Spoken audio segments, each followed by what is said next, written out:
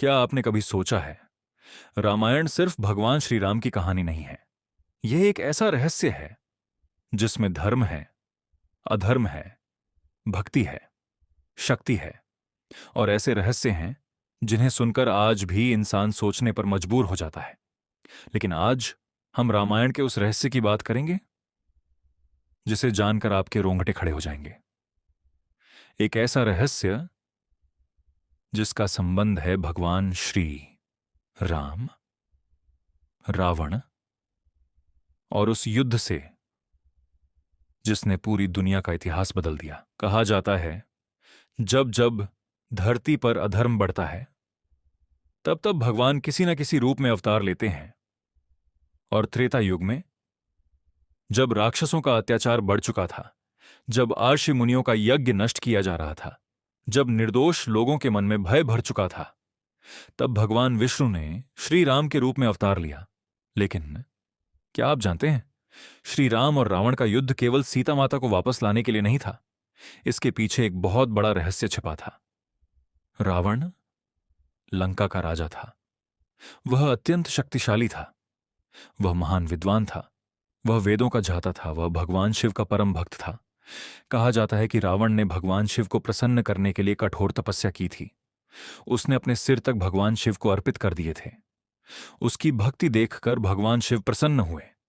लेकिन यहीं से एक बहुत बड़ा रहस्य शुरू होता है। रावण के पास ज्ञान था, शक्ति थी, भक्ति थी, लेकिन उसके अंदर अहंकार भी था। और शास्त्रों में कहा गया है, जब ज्ञान के साथ अहंकार जुड़ जाता है तो वही ज्ञान विनाश का कारण बन जाता है। रावण ने देवताओं को चुनौती दी, राजाओं को चुनौती दी, और धीरे धीरे उसके मन में यह अहंकार पैदा हो गया कि मुझे कोई पराजित नहीं कर सकता। लेकिन जिसे संसार अजेय समझ रहा था, उसका अंत पहले ही निश्चित हो चुका था, क्योंकि भगवान श्री राम का अवतार हो चुका था। लेकिन अब आता है रामायण का सबसे बड़ा रहस्य। क्या रावण सच में श्री राम का शत्रु था? कई धार्मिक कथाओं के अनुसार रावण का संबंध भगवान विष्णु के द्वारपाल जय और विजय से जोड़ा जाता है। कहा जाता है कि एक श्राप के कारण उन्हें भगवान विष्णु से दूर होकर जन्म लेना पड़ा, और यही कारण था कि भगवान विष्णु को उनके उद्धार के लिए पृथ्वी पर अवतार लेना पड़ा। अर्थात जिसे संसार श्री राम का सबसे बड़ा शत्रु समझता था, वह भी भगवान की एक दिव्य लीला का हिस्सा था। लेकिन ध्यान रखिए, इसका अर्थ यह नहीं कि रावण के कर्म सही थे। रावण ने अधर्म किया, सीता माता का हरण किया, और अपने अहंकार के कारण पूरी लंका को विनाश की ओर ले गया। यही रामायण का सबसे बड़ा संदेश है। आपके पास कितना भी ज्ञान क्यों ना हो, आप कितने भी शक्तिशाली क्यों ना हो, यदि आपके अंदर अहंकार है तो आपका पतन निश्चित है। अब बात करते हैं उस घटना की जिसने लंका के विनाश की शुरुआत कर दी। रावण ने सीता माता का हरण किया, लेकिन कहा जाता है कि सीता माता को छूना भी रावण के लिए संभव नहीं था। कई परंपराओं और कथाओं में यह वर्णन मिलता है कि भगवान श्री राम की लीला के अंतर्गत वास्तविक सीता माता अग्नि की रक्षा में थीं, और रावण के सामने उनकी छाया रूप का प्रसंग आता है। इसीलिए लंका में जो घटना दिखाई देती है, उसके पीछे भी एक दिव्य रहस्य बताया जाता है। और जब युद्ध समाप्त हुआ, तब अग्नि परीक्षा के माध्यम से सत्य प्रकट हुआ। यह प्रसंग हमें बताता है कि भगवान की लीला को केवल बाहरी आंखों से समझना संभव नहीं। कई बार जो दिखाई देता है, सच्चाई उससे कहीं अधिक गहरी होती है। अब सोचिए, एक और था रावण, जिसके पास विशाल सेना थी, असंख्य योद्धा थे, सोने की लंका थी, अद्भुत शक्तियां थीं, और दूसरी ओर भगवान श्री राम थे, जिनके साथ वनवासी वानर सेना थी। लेकिन अंत में विजय किसकी हुई? धर्म की। क्योंकि युद्ध केवल हथियारों से नहीं जीता जाता।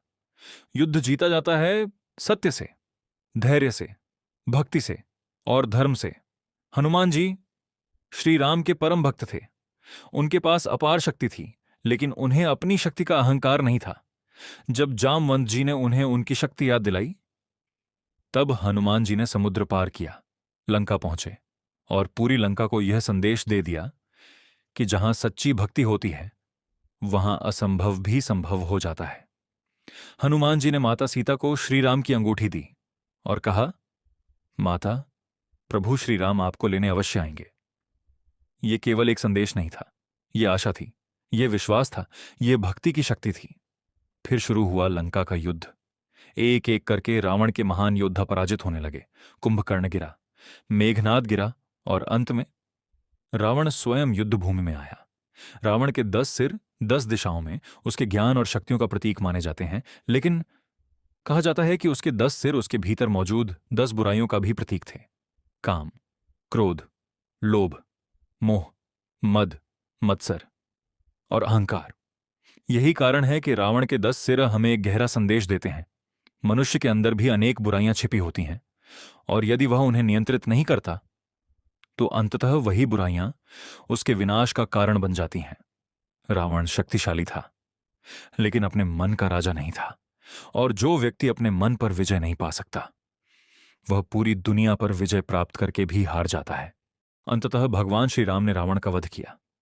रावण धरती पर गिर पड़ा और उसके साथ गिर गया उसका अहंकार, उसकी शक्ति नहीं, उसका अहंकार। यही रामायण का सबसे बड़ा रहस्य है। अधर्म कितना भी शक्तिशाली क्यों न हो, धर्म के सामने उसका अंत निश्चित है। अंधकार कितना भी गहरा क्यों न हो, प्रकाश की एक किरण उसे समाप्त कर सकती है। और अहंकार कितना भी बड़ा क्यों न हो, सत्य के सामने वह हमेशा हारता है। कहा जाता है कि जब रावण मृत्युशैया पर था, तब भगवान श्री राम ने लक्ष्मण जी से कहा, रावण से ज्ञान प्राप्त करो, क्योंकि श्री राम जानते थे कि रावण महान विद्वान था। यह हमें सिखाता है कि अपने शत्रु से भी ज्ञान प्राप्त किया जा सकता है, और यही भगवान श्री राम की महानता थी। उन्होंने रावण को केवल एक राक्षस के रूप में नहीं देखा, बल्कि उसके ज्ञान को भी पहचाना। यही कारण है कि श्री राम को मर्यादा पुरुषोत्तम कहा जाता है। तो दोस्तों, रामायण केवल एक पुरानी कथा नहीं है। रामायण हमारे जीवन का आईना है। जब हम क्रोध करते हैं, हमारे अंदर का रावण जागता है। जब हम अहंकार करते हैं, हमारे अंदर का रावण जागता है। जब हम दूसरों का अधिकार छीनते हैं, हमारे अंदर का रावण जागता है। लेकिन जब हम सत्य का साथ देते हैं, जब हम माता पिता का सम्मान करते हैं, जब हम कमजोर की सहायता करते हैं, जब हम धर्म के मार्ग पर चलते हैं, तब हमारे अंदर श्री राम का प्रकाश जागता है। याद रखिए, रावण बाहर नहीं, हमारे अंदर भी हो सकता है, और श्री राम भी। अब सवाल यह है, आप अपने अंदर किसे मजबूत कर रहे हैं, रावण को या श्री राम को? अगर आपको भगवान श्री राम की कथा और सनातन धर्म से जुड़े ऐसे रहस्यमय और ज्ञानवर्धक वीडियो पसंद आते हैं, तो हमारे चैनल सनातन दर्शन ऑफिशियल को सब्सक्राइब जरूर करें। कमेंट में लिखें, जय श्री राम, जय श्री राम।